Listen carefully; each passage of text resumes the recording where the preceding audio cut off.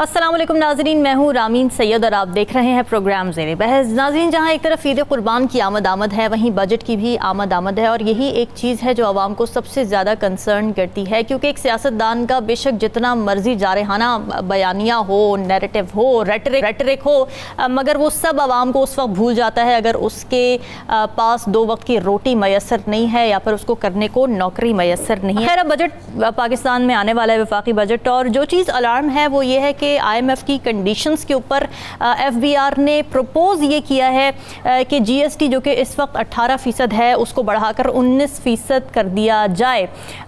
इसमें मसला ये है कि इसकी वजह से उन्हीं लोगों पर बोझ आ जाएगा जो कि ऑलरेडी बोझ तले दबे हुए हैं, वही आवाम जो कि इस वक्त चक्की में पिस रही है, महंगाई उसको बहुत ज़्यादा सता रही है।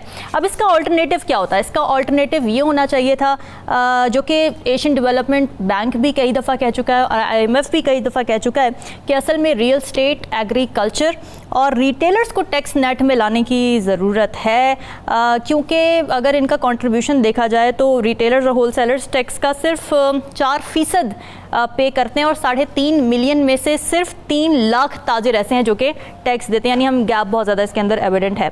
अब हुकूमत कई दफ़ा कोशिश कर चुकी है मुख्तलिफ स्कीम्स लाकर ये करने की कि उन तमाम ताजिरों को, रिटेलर्स को टैक्स नेट में लाया जाए, मगर बार बार फेल होता रहा है। और हमने ये देखा कि जो पॉलिटिकल विल है और रिटेलर्स का सियासी दबाव है वो हमारे सियासतदानों पर ज़्यादा हावी आ जाता है, मगर आवाम की जो प्रॉब्लम्स हैं, जो मुसीबतें हैं, जो मजबूरियां हैं, जो तकालीफ हैं, उसका असर सियासतदानों पर होता उतना ज़्यादा नज़र नहीं आता और फिर डायरेक्ट टैक्सेस लगा के उन्हीं आवाम की जेबें टटोली जाती हैं जो कि ऑलरेडी खाली हैं। इसका नतीजा ये होता है कि अमीर अमीर से अमीर तरीन होता जाता है और गरीब गरीब से गरीब तर होता जाता है। इसी पर बात करेंगे। प्रोग्राम के पहले हिस्से में हमें ज्वाइन कर रहे हैं सीनियर तजिया साकिब साहब, राव खालिद साहब और साकिब बशीर हमारे साथ मौजूद हैं। आप सभी का बहुत शुक्रिया। नजमुल साकिब साहब, क्या ईद पर आवाम की कुर्बानी होने जा रही है?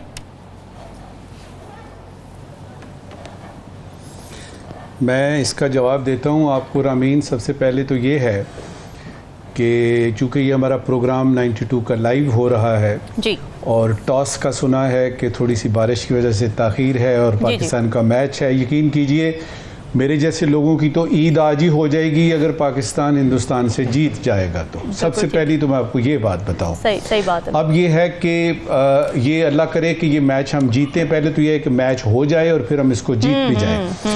देखिए, ये जो आपने अवाम की कुर्बानी की बात की है ना, अब मुझे लगता ये है कि हमने इतनी कुर्बानियाँ दे दी हैं कि हमारे पास ना सिर्फ ये कि कुर्बानी देने के लिए कुछ नहीं है, बल्कि ये है कि कुर्बान करने के लिए भी कुछ नहीं बचा। अच्छा। और हुआ ये है कि सियासत और मईशत की बहसों में अवाम के मसाइल कहीं इधर उधर गुम हो गए। बजट आ रहा है, आपने जिस तरह बताया और सुना, ये है कि कुछ 2000 अरब रुपए के इजाफी टैक्स लगाए जाएंगे। क्या मतलब होगा? महंगाई और बढ़ेगी। मैं हैरान हूं कि गुंजाइश हमारे से कहां से निकलती है अवाम के पास। किस तरीके से लोग खा सकेंगे 2 वक्त का खाना? और वो जो 3 वक्त का खाते थे वो 2 पे आ गए, जो 2 पे थे वो 1 पे आ गए। और उसमें कहाँ जा रहे हैं हम लोग इस वक्त? जल्दी से आपको एक इस्लामी मुल्क की, जिसमें कि ईद आने वाली है, 4-5 फिगर्स बता रहा हूँ और उसके लिए किसी केन्स का और मार्शल का होना ज़रूरी नहीं है कि आपको समझ आए कि सूरत हाल क्या है। देखिए, CPI जो है वो 242 है। कर्जा जो है GDP का तकरीबन 72% है। ठीक। ग्रॉस आपका जो कर्जा है वो $254 बिलियन है और आपकी टोटल इकोनॉमी $350 बिलियन है, यानी $350 बिलियन की आपकी टोटल इकोनॉमी है और आपका जो ग्रॉस कर्जा है वो $254 बिलियन का है। बजट से पहले 1.44 बिलियन तो आपको चाहिए ही चाहिए। आप ये मुल्क जो है ये इसके IMF के चुंगल में फंसा हुआ है और 7 से 8 बिलियन डॉलर का उस पे वो बहुत सारी तरले मिन्नतों में है। मुझे ये बताइएगा कि अगर दिसंबर तक डॉलर 295 का कह रहे हैं और 300 का हो जाएगा तो कौन सी ईद छोटी और कौन सी ईद बड़ी? ये है पाकिस्तान जिसकी सूरत हाल मैंने आपको बताई है। लेकिन ये इतना बुरा नहीं है। देखिए, मसलन अगर आप इन्फ्लेशन को देखते हैं ना तो 25-26 से इस वक्त 11-12 पे आया है। फिर हमने देखा कि स्मगलिंग की रोकथाम हुई, फिर हमने देखा कि डॉलर की रफ्तार को रोक दिया गया। कुछ हमने इकदामात लिए, खासतौर पे जो आपकी केयर टेकर गवर्नमेंट थी ना, उसमें हमने देखा कि कुछ ऐसे इकदामात लिए गए जिससे कि इकोनॉमी की बहाली की तरफ हुआ। अब ये है कि इस बजट में आप कितना निचोड़ लेंगे अवाम को और आप कितना ये नहीं कर लेंगे। और फिर ये है हमारी तो ये है वो जिस तरह आपने अभी बोला ना, हमारे प्रोफेसर साहब भी ये कहा करते थे कि in this part of the world the rich gets richer and the poor gets children. अच्छा, तो वो हम लोगों के पास तो और कोई काम ही नहीं करने को सवाए इसके कि हम जो है वो बच्चों पे बच्चे पैदा करते जाएं अल्हम्दुलिल्लाह। इन हालात में अगर आप ईद की नमाज पढ़ के वापस आते हैं, इन हालात में ईद आती है, बजट आ चुका है और कुर्बानी देने के एक सर्वे के मुताबिक बाय द वे रामीन जी जो पिछले 5 वर्षों का उन्होंने किया कि वो लोग जो कुर्बानी देते थे उनमें तकरीबन 20 से 25% कमी वाकया हुई है। इसका क्या मतलब है कि दिन ब दिन जो है वो लोगों की इस्तेताअत जो है, बिसात जो है वो कम होती जा रही है, बिल्कुल अफोर्डेबिलिटी कम हो रही है और उसमें खाने पीने के लाले पड़े हुए हैं, दवाइयां और वो जो स्कूल की फीसें हैं वो तो बाद की बात है, सीधा सा खाने का। तो हुकूमत वक्त से गुजारिश ये है कि क्यों नहीं आप IMF की वो 2 शराइत जो बुनियादी हैं वो मान लेते, जिसमें सबसे पहले ये है कि अमीरों से टैक्स लें ना अमीरों से टैक्स। नंबर 2 पे ये है कि ये सब्सिडीज जो आप देते रहते हैं इसको बंद कर दें। अल्लाह अल्लाह खैर सल्ला, इसी से ही काफ़ी बेहतरी आएगी।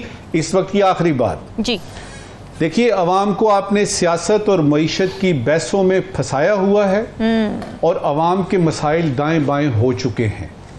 हुकूमत वक्त को चाहिए कि अवाम के मसाइल की तरफ देखे बजाय इसके कि सियासत और मईशत के वो करते रहे ना आप, लेकिन थोड़ा सा अवाम की तरफ भी ध्यान ठीक बात है, बिल्कुल ठीक बात है। राव खालिद साहब, मैं रिपोर्ट पढ़ी थी एक, उसमें ये पता चला कि पाकिस्तान की इकोनॉमी हैविली डिपेंडेंट है इनडायरेक्ट टैक्सेस पर और 55% जो टैक्स रेवेन्यू है वो इनडायरेक्ट टैक्सेशन से होता है। अब इनडायरेक्ट टैक्स को एक लो हैंगिंग फ्रूट समझा जाता है, जिस पर जब हुकूमत को और कोई चारा नज़र नहीं आता तो वो लो हैंगिंग फ्रूट उतारती है और खा लेती है और अपना रेवेन्यू बढ़ा लेती है। कब तक गुजारा होगा इस लो हैंगिंग फ्रूट पर? देखिए, मुझे तो कोई अभी तक तो कोई ऐसा विजन या कोई स्टेप, कोई ऐसे इक़दाम नज़र नहीं आ रहे जिससे हम ये तसव्वुर कर सकें या अंदाज़ा लगा सकें कि शायद इस दफ़ा कुछ नया होने जा रहा है या गवर्नमेंट ने कोई बड़ा ब्रेनस्टॉर्मिंग की है, थिंक टैंक बैठे हैं और पाकिस्तान की इकॉनमी को कोई नई शक्ल देने की कोशिश की जा रही है। हालांकि ये मुश्किल नहीं है। दुनिया भर के तजर्बात आपके सामने हैं। हमारे जैसे मुल्क हैं जो गुजरे हैं, इन मराहिल से गुजरे हैं, इन सारी चीज़ों से गुजरे हैं, इंडिया भी गुजरा है। इन चीज़ों से किस तरह से उन्होंने अपने आप को ठीक किया है, किस तरह अपनी इकॉनमी को बेहतर किया है और किस तरह से अपने लोगों को सहूलतें और आसानियाँ पैदा की हैं उनके लिए। मुझे तो यही लग रहा है कि अभी जो ऑलरेडी टैक्स दे रहा है, क्योंकि वो दे रहा है उसको मज़ीद न छोड़ो और नए लोगों के लिए वो यानी कोई सोचने की बात ही नहीं हो रही। आपको जो भी IMF ने कहा है वो कहे ना कहे उसका तो कोई मसला नहीं है। उसके पैसे हैं, चंद अरब डॉलर हैं, वो डूब जाएंगे ज़्यादा से ज़्यादा। यहाँ तो पूरा मुल्क डूब जाएगा अगर हम अपना बारे में खुद नहीं सोचेंगे तो। और जिस नहज पे हम ले आए हैं, डायरेक्ट टैक्सेस की बात मैं पिछले 30-40 साल से सुन रहा हूँ। इनडायरेक्ट टैक्स ख़त्म करके डायरेक्ट टैक्स किए जाएंगे। यही लीडर, यही हुकूमतें बार बार आती रहीं, जाती रहीं और इनसे हम ये सारी बातें सुनते रहे। वही वज़ीर ख़जाना रिपीट होते रहे, बाहर से इम्पोर्ट होते थे, कई लोकल होते थे वो। तो वही बातें हम सारी चीज़ें सुन रहे हैं। ठीक है। अब IMF की बजट की जो पेश करना है वो तो एक फॉर्मल रस्मी कार्रवाई होती है हमारे यहाँ, क्योंकि हमारे यहाँ अब IMF का पैकेज आप लेंगे बजट के बाद तो आपको नई चीज़ें करनी पड़ेंगी, बहुत सी चेंजेस आ जाएंगी IMF जब अपनी कंडीशनैलिटीज़ रखेगा। जैसे 18% GST की आपने बात की, इनकम टैक्स का वो कह रहे हैं जो 4.5 लाख से ऊपर जिनकी इनकम है 45% उसके ऊपर लगाएं।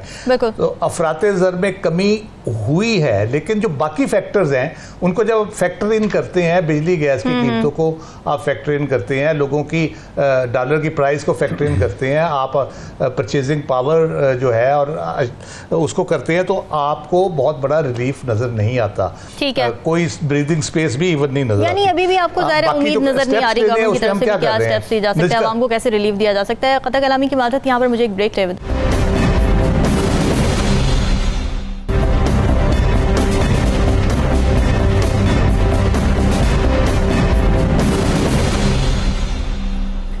वेलकम बैक जी। T20 वर्ल्ड कप में आज हाई वोल्टेज टाकरा होने जा रहा है। रिवायती हरीफ पाकिस्तान और भारत हैं, आज मुद्दे मुकाबिल होंगे। पाकिस्तान वैसे तो अपना पहला मैच अमेरिका से हार चुका है और इस शिकस्त का ट्रॉमा वैसे अभी तक ख़त्म हुआ नहीं है, लेकिन पाकिस्तानी कौम दरगुजर करने वाली पॉजिटिव और जिंदा दिल कौम है। तो आज के मैच को लेकर बड़ी उम्मीदें हैं। अपडेट वैसे आज के मैच को लेकर ये कि बारिश की वजह से टॉस थोड़ा डिले हो गया, तो हम तो उम्मीद कर रहे हैं, ज़ाहिर दुआएं भी कर रहे हैं, क्योंकि बड़ा इंटरेस्टिंग मैच होता है, हारे जीते जो भी, लेकिन एक एंटरटेनमेंट होती है, एक खुशी होती है जो आवाम को मिलती है मैच देखकर।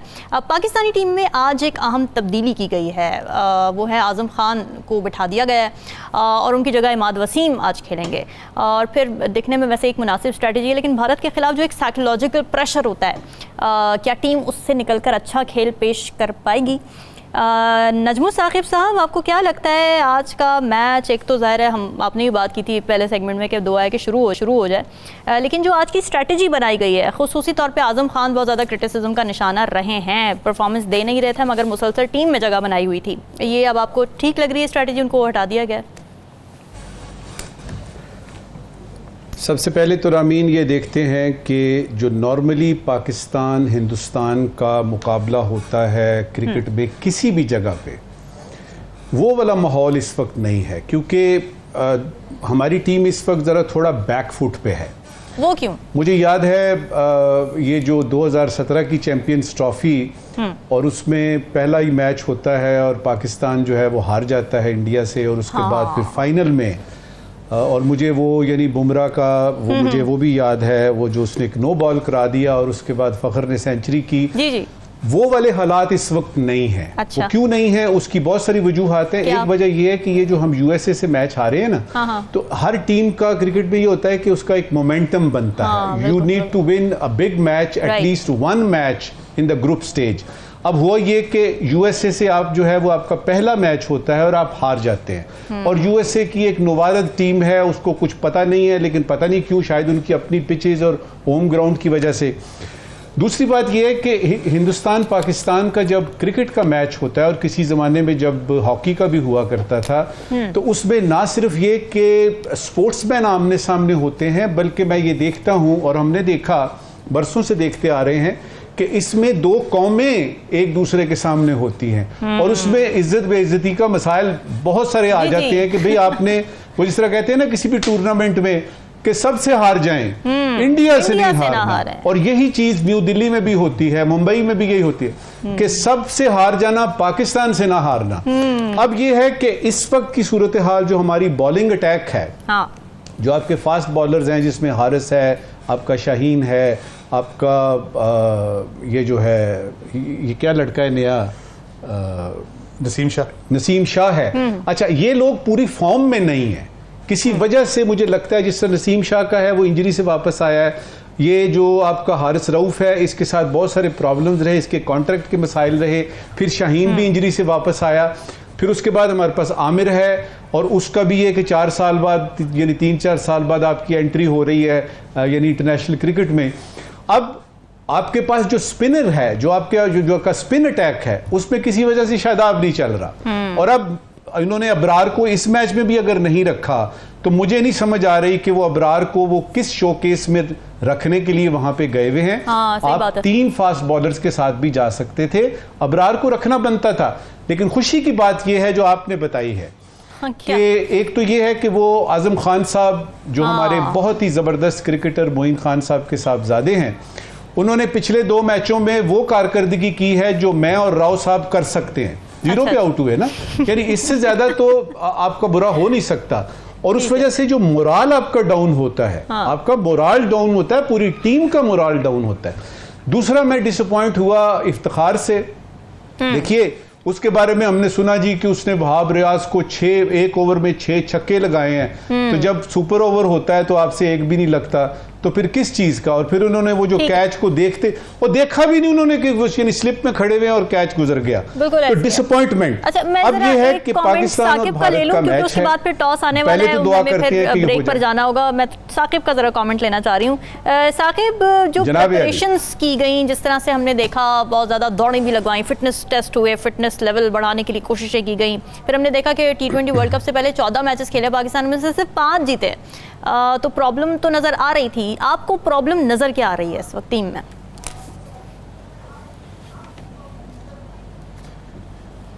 टीम में एक तो प्रॉब्लम आप पिछले तकरीबन 6-7 माह में देखें कि मैनेजमेंट में बहुत बड़ी पैमाने पर तब्दीलियां होती रही हैं, वो भी एक फैक्टर था। फिर कप्तान की तब्दीली वो भी फैक्टर था। वो जो ट्रेनिंग हुई वहाँ पे ठीक है, फिटनेस की ट्रेनिंग भी बहुत ज़रूरी थी, हाँ। लेकिन हमने देखा कि पहला मैच ही जो अमेरिका से जो है वो हारे हैं। तो अमेरिका ऐसी टीम है जो वहाँ पे वो फर्स्ट टाइम आए हैं, कोई क्वालिफाइंग राउंड, क्योंकि अमेरिका में टूर्नामेंट हो रहा है तो उस वजह से वहाँ की टीम का होना ज़रूरी होता है। क्वालिफाइंग राउंड भी नहीं था, फर्स्ट टाइम वो आए थे, इसके बावजूद ये हार गए। तो वो एक अब आज पाक भारत जो टॉकरा है, इसमें एक तो वो एक नफसियाती प्रेशर खिलाड़ियों पे होगा। फिर ये भी बताते हैं जरा कि पिछले मैच हारने के बाद जो है वो एक तो प्रेशर, पब्लिक का प्रेशर भी था, वहाँ उन्होंने प्रेशर लिया भी, काफी परेशान थे जो खिलाड़ी थे। लेकिन अब देखना ये है, ट्रोलिंग तो डेफिनेटली आजम खान पे बहुत जो वीडियो जो है वो बनी है, लेकिन बहरहाल अब मेरा ये ख्याल है कि उस मैच को जेहन से निकाल के फ्रेश होके जो है वो पूरी ताकत के साथ आज जो है वो खेलना चाहिए टीम को, और टीम बन के जो है वो खेलें। तो कोई बात नहीं है कि वो जो है वो क्योंकि पाकिस्तान में अगर माजी में भी देखा जाए, छोटी टीमों से हारते रहे हैं, फिर बड़ी टीमों से जीतते भी रहे हैं, वापस टूर्नामेंट में भी आते रहे हैं, कोई इससे जो है फर्क नहीं पड़ता। अगर जी डेफिनेटली बिल्कुल ठीक है। अच्छा राव खालिद साहब, आप भी ज़रा इस पे कमेंट कर दीजिए। एक तो ये कि ज़ाहिर है आज़म खान के ऊपर बात हो रही थी, एक तो आज़म खान चले ठीक है, इस पे भी आप कमेंट कर दीजिए। दूसरा ये कि मुख्तलिफ मैं रिमार्क्स देख रही हूँ, क्रिकेटर्स के भी देख रही थी एनालिसिस, ज़्यादातर इशारा वो ये कर रहे हैं कि भाई आप अपने लिए क्रिकेट ना खेलें, आप टीम के लिए क्रिकेट खेलें, इंडिविजुअल परफॉर्मेंस से हट के आप टीम की भी बात करें। तो ये बाबर आजम को आप समझते हैं कि टारगेट करने की कोशिश की जा रही है, और क्या ये ठीक बात की जा रही है कि अपनी परफॉर्मेंस पर ज़्यादा ध्यान है? देखिए, जो भी इस किस्म के लोग कमेंट कर रहे हैं उनके अपने भी इंटरेस्ट हैं। हमारे यहाँ तो जो टीम सिलेक्शन है, आज की बात नहीं मैं कर रहा, हमेशा से होती है वो कोटा बेसिस के ऊपर। इस रीजन से इतने लेने, इस रीजन से इतने लेने, कराची से इतने लेने, लाहौर से इतने लेने। तो इस टाइप का हमारे ज़्यादातर ये सिलसिला रहा है। तो उसको तनकीद भी उसी वजह से होती है। ज़्यादातर मैंने देखा 90% जो है ना वो टेक्निकल इश्यूज़ या बाकी चीज़ें पे रियल जो क्रिकेट का एनालिसिस करने की ज़रूरत है, उसकी बजाय वो अपने क्रिकेट के लिए अच्छी खबर यह है कि बारिश रुक गई है और टॉस हो चुका है, और पाकिस्तान ये टॉस जीत चुका है और जीत कर बॉलिंग का फैसला कर चुका है। राव खालिद साहब, यही कहा जा रहा था कि अगर पाकिस्तान टॉस जीत गया तो उसको बॉलिंग की तरफ जाना चाहिए, क्योंकि यूएसए की जो पिचेस हैं वो बॉलिंग को बहुत ज़्यादा सपोर्ट कर रही हैं। अब ज़ाहिर पेसर अटैक हमारा बड़ा ज़बरदस्त है, लेकिन आप समझते हैं कि ये जो ड्रॉप इन विकेट्स हैं ये हमें फ़ायदा दे पाएगी, हमारा जो पेस अटैक है उसको एडवांटेज होगा इस वक्त? देखिए, पहला फैसला तो बिल्कुल ठीक किया है हमने, और अल्लाह का शुक्र है कि सही फैसला किया है। वो लंदन वाला फैसला नहीं करे जो वसीम अकरम ने किया था।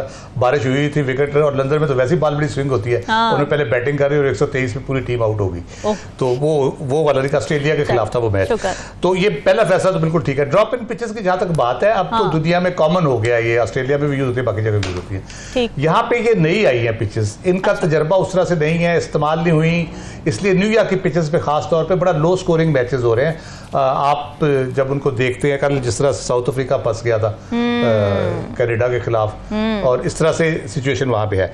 दूसरा एक ये तो फैक्टर है ही है, उसके बाद यानी डबल बाउंस है, बॉल नीचे रह जाती है, एकदम से ऊपर आ जाती है और मूव भी हो रही है। उसके बाद ओवरकास्ट जो है उसमें मजीद बॉलिंग कंडीशंस जो है ना वो फेवरेबल हो जाएंगी बॉलर्स के लिए, और बैट्समैन के लिए बड़ा मुश्किल हो जाएगा। तो इसलिए बड़ा सही फैसला इनका पहले उसको करने का, उसके असरात ज़ाहिर होंगे। अब मैं चेंज पे बात कर लेता हूँ। जो एक चेंज की है, ये पहले हमारी यही टीम खेल रही थी, लेकिन उसमें फास्ट बॉलर ऐड हुआ था जब अमाद वसीम अनफिट हुए थे। अब अमाद वसीम वापस आए हैं तो हमने फास्ट बॉलर की बजाय आजम खान को ड्रॉप किया है। इसका मतलब आपने जो पावर हिटर जो मिडल में आपके होते हैं वो आपने एक कम कर दिया है, और ये ट्रस्ट कर रहे हैं कि अमाद वसीम बॉलिंग के साथ साथ बैटिंग में भी अपना कंट्रीब्यूट करेंगे। दूसरे स्पिनर हमारे पास है शादाब, वो भी पावर हिटर के तौर पे खेलते हैं और पिछले मैच बड़ी अच्छी परफॉर्मेंस उन्होंने दी।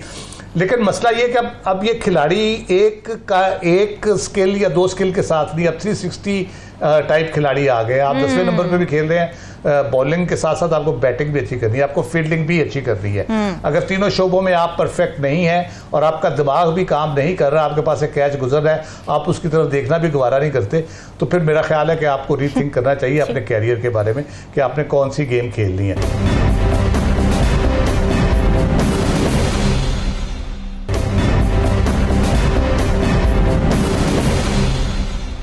और ये नहीं होता ग्राउंड में कि आप कहें कि चलो जी बॉल उधर जा रही है तो मैं सो जाऊं, ये इस तरह से होता नहीं है। अब बॉल किसी कोने में जाए, हर खिलाड़ी की नजर होती है वहां पे, बॉल के ऊपर नजर होती है कि हाँ जी, बॉल पे नजर होती है और बैकअप, फॉलो अप, हर चीज देख रहे होते हैं, एक दूसरे बता रहे होते हैं।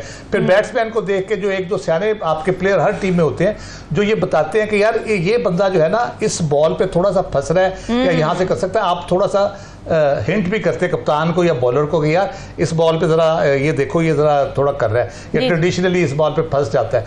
ये सारी चीज़ें चल रही होती हैं, उसमें एक कन्वर्सेशन हो रही होती है, चीज़ें चल रही होती हैं। तो मेरा ख्याल है कि हमें अच्छे की उम्मीद रखनी चाहिए। पिछला मैच जाहिर है वो तो गुजर गया, अब आज का मैच है और आज के दिन के हवाले से, आज की कारकर्दगी के हवाले से परखा जाएगा किस तरह से आप खेलते हैं। और हमारी टीम में कोई कमी नहीं है मेरे हिसाब से, दे आर परफेक्ट। कमी अगर है तो हमारा एक आध बॉलर के अलावा बाकी बॉलर एक जगह पे 6 बॉल नहीं कर सकता। उसको आप कहना कि इस जगह पे 6 बॉल करते हैं तो वो बिल्कुल 1 या 2 कर लेगा, बाकी 4 पता नहीं कहाँ जाते हैं, उसको भी नहीं पता होता किधर जा रहे हैं। और नसीम शाह है जो एक्यूरेसी है, जिसमें उसका नजम साकिब साहब ने पहले जिक्र किया कि उसकी एक्यूरेसी है, लेकिन वो इंजरी से वापस आया है। ठीक है, एक एंड पे अगर वो कर भी रहा है, दूसरे एंड पे अगर सपोर्ट नहीं मिल रही और कैच को पकड़ नहीं रहा, तो वो फिर आपके लिए मुश्किलात पैदा हो जाती है। आप इस विकेट पे आखिरी बात मैं कर दूं, मेरा ख्याल है बहुत ज्यादा स्कोर अगर आपने दे दिया, 150 तक चला गया, मुश्किल हो जाएगा। तो फिर उसको डिफेंड करना, वो उसको स्कोर चेज करना मुश्किल हो जाएगा। ये जितनी जल्दी हम प्रेशर डाल के कंट्रोल कर सके। फिर ओवरकास्ट है, ओवरकास्ट में ये होता है डकवर्थ लुईस मेथड आता है, इसलिए आपको अगर वो 80 भी कर जाते हैं तो आपको जो मिलेगी एवरेज जो मिलेगी वो 10-11 के करीब जाके मिलेगी, अगर 5-7 ओवर बीच में से माइनस हो जाते हैं। तो ये भी ज़हन में रखने की जरूरत है कि आप कोशिश करें कि कम से कम स्कोर पे रोकने की कोशिश करें। बारिश का भी बताया जा रहा है, बारिश दोबारा शुरू हो गई है। बारिश दोबारा शुरू हो गई है। चलें जी, ये तो बुरी खबर है। मैं ये कह रहा हूँ, मैं एक चीज़ ऐड कर दूं कि बारिश दोबारा शुरू हो गई है तो जी। अच्छा साकिब, ये बारिश तो हो गई शुरू, लेकिन ज़ाहिर है अभी राव खालिद साहब ने जुमला बोला कि पिछला मैच जो हो गया वो हो गया, भूल जाएं उसे अब। लेकिन बात ये है कि उस मैच से अगर आपसे मैं पूछूं कि उस मैच में जो हुआ उनमें से सबक क्या सीखने की ज़रूरत है, और क्या ऐसी स्ट्रैटेजी बदलने की ज़रूरत है जो कि उस वक्त फेल हो गई मगर अब स्ट्रैटेजी बदल के गेम बदलनी ज़रूरी है? एक तो मेरा ख्याल है प्रेशर नहीं लेना चाहिए। जो प्रेशर में अगर आप खेलेंगे और भारत के ख़िलाफ़ वैसे ही जो वो उमूमी तौर पर भी जो हमारी टीम है वो ऐसे लगता है प्रेशर में होती है। माजी में कुछ ऐसे मैचेस भी हुए जहाँ पे एक अच्छी पोजीशन ली, शुरू में अच्छा खेले, लेकिन बाद में प्रेशर में आकर जो है वो मैच हम हारे हैं। अब पहले बॉलिंग में जा रहे हैं हम, तो जो बॉलर्स हैं उनको शुरू के ओवर्स में ही कोई ऐसा जादू जो है वो चलाना पड़ेगा ताकि शुरू में ही कोई ऐसी अटैकिंग पोजीशन लें, विकेट्स जो है वो शुरू 1-2 ओवर्स में ही अगर लेंगे तो उसका फायदा भी होगा। और फिर जो बारिश की कंडीशन है कि वहाँ पे बादल अभी भी मौजूद हैं, बॉलर्स की जिस तरह की कारकर्दगी थी, ठीक है रन रोके तभी ड्रॉ हुआ और फिर हम गए सुपर ओवर तक, मगर जिस तरह से हमने देखा कि हारिस रऊफ को आखिरी ओवर दिया, डेथ ओवर स्पेशलिस्ट उनको समझा जाता है, मगर वो नहीं उस तरह कामयाब हो सके, बल्कि उन्होंने रन्स दे दिए थे जिसके बाद ड्रॉ हो गया मैच। फिर सुपर ओवर में चले जाएं तो मोहम्मद आमिर को भेजा गया कि जी एक्सपीरियंस है, बहुत अच्छा ज़बरदस्त हमारा खिलाड़ी है, लेकिन आमिर साहब ने क्या किया, एक्स्ट्रा रन्स इतने ज़्यादा दे दिए। तो अभी इस वक्त आपको क्या लगता है कि मोस्ट ट्रस्टिंग बॉलर किस पर हम डिपेंड कर सकते हैं, इस वक्त किस पर ट्रस्ट कर सकते हैं?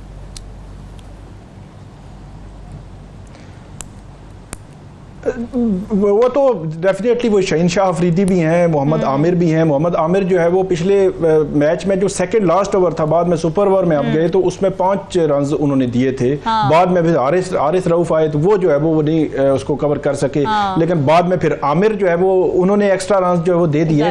तो ये सिचुएशन बदलती रहती है, लेकिन मेरा ख्याल है शहीन शाह अफरीदी जो है वो उन पे बिल्कुल जो है वो ट्रस्ट भी किया जा सकता है। और वही मैं बात कर रहा हूँ कि शुरू के ओवर्स बहुत इंपॉर्टेंट होंगे, कि शुरू में जो प्रेशर अगर बिल्ड कर लें, क्योंकि बारिश की अगर कंडीशन है वहां, बादल अभी भी बताया जा रहा है मौजूद है, तो हो सकता है बारिश जो है वो वक्फे से हो और मैच भी वक्फे से हो, तो उस सिचुएशन को भी ज़हन में रख कर जो है वो आगे बढ़ना चाहिए टीम को। नजमुल साकिब साहब, आपको क्या लगता है इस वक्त बॉलिंग अटैक में एक तो हमारे पास बेहतरीन ऑप्शंस क्या हैं, और क्या हमारे लिए इस वक्त सबसे बड़ा चैलेंज क्या हो सकता है? विराट कोहली आप समझते हैं कि हमारे लिए बड़ा चैलेंज हो सकता है? रोहित शर्मा का मैं एक इंटरव्यू पढ़ी थी, उसमें वो कह रहे थे कि जी हम तो 8 प्लेयर्स तक हमारी बैटिंग लाइनअप है और हम तो बहुत एग्रेसिवली खेलने वाले हैं, उन्होंने ये कह दी है बात। देखिए, रोहित और कोहली जो हैं, इनमें से अगर एक भी कोई 13वें-14वें ओवर तक जाता है तो मैच आपके हाथ से निकलेगा। लेकिन मैं फिर वही बात करूंगा चैंपियंस ट्रॉफी की, कि अगर आप शुरू में दो तीन विकेटें जो ली थी मोहम्मद आमिर ने ली थी, लेकिन वो वाला मोहम्मद आमिर और था, ये वाला मोहम्मद आमिर और है। असल चीज़ इस वक्त ये है कि अगर आपका ये बारिश की वजह से महदूद होते हैं ओवर्स, तो मेरी अपनी ज़ाती राय में ये है कि ये पाकिस्तान के हक में जाएगा। अच्छा। अगर फर्ज करें 4-5 ओवर जो है वो कम हो जाते हैं तो ये पाकिस्तान के हक में जाएगा। दूसरी बात यह है कि आज का मैच वैसे तो हर प्लेयर के लिए बहुत इम्पोर्टेंट है, लेकिन मेरे ख्याल में इफ्तिखार के लिए और रिजवान के लिए ये दोनों प्लेयर्स अभी तक परफॉर्म नहीं कर सके ठीक तरह से पिछले 2-3 मैचेस में।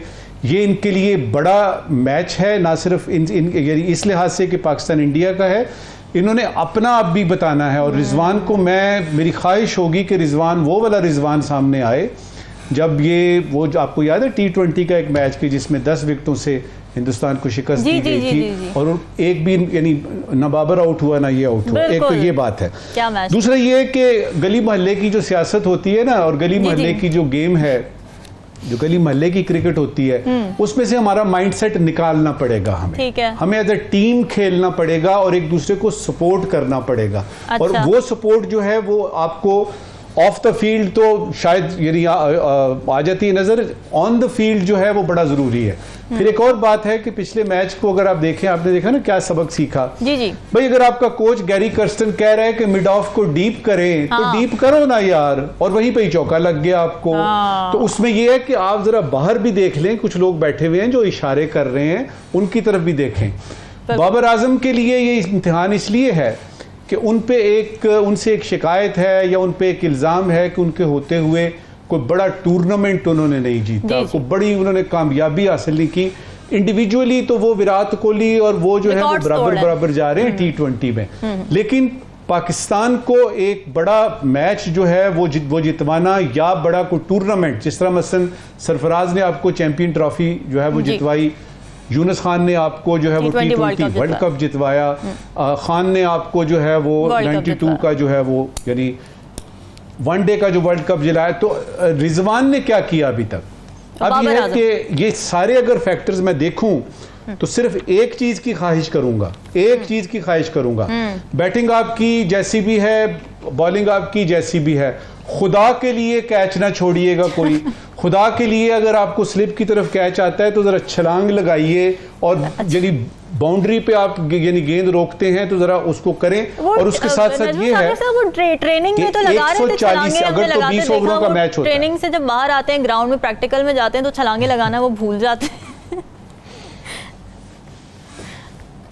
देखें, हमारे यहाँ ये होता है ना कि हमारी ख़वातीन जो हैं, ये जो हमारी बच्चियाँ लड़कियाँ जूडो कराटे सीखती है ना, तो ब्लैक बेल्ट इनको मिल जाती है, जी मैं ब्लैक बेल्ट हूँ। लेकिन जब अनारकली में लड़ाई होती है, कोई प्रॉब्लम हो जाए तो वो पर्स मार के ही जाती है, वो उधर रह जाती है आपकी पूरी जूडो कराटे जो है ना, वो वहीं रह जाती है। तो इसी तरह से आपकी ट्रेनिंग जो है वो आपकी वो वहीं पे रह जाती है। और मुझे तो हैरानी इस बात की है कि काकूल में आपकी ट्रेनिंग होती है, और आजम खान साहब को हमने देखा ट्रेनिंग करते हुए, लेकिन ना उनकी कुछ शक्ल शबाहत में फर्क पड़ा, ना ही उनके कदोकामत में फर्क पड़ा, बल्कि उनकी परफॉर्मेंस पे फर्क बुरा पड़ा। तो ये तो बाद में देखेंगे इसको कि क्या है। हाँ, इस वक्त की आखिरी बात, हाँ। अगर तो 20 ओवर का मैच ये पूरा होता है, और अल्लाह करे कि ये 20 ओवरों का ही हो, तो इंडिया चूंकि बैटिंग कर रहा है तो 140 से 150 तक मेरे पूरी अपनी टीम का हिसाब किताब देखते हुए टारगेट जो है वो 140 से 150 से ज्यादा नहीं होना चाहिए। चले 155 160 भी कर लेते, लेकिन इससे ज्यादा हुआ तो हमारे लिए प्रेशर बहुत होगा। और अल्लाह करे कि फखर जमान को 2017 का वो चैंपियंस ट्रॉफी याद हो, और वो उसी तरह से खेले और पाकिस्तान को जीत मिले। प्रोग्राम का वक्त खत्म हो गया नाजरीन, फीडबैक जरूर दीजिएगा, हमें दीजिए इजाजत, अल्लाह हाफिज़।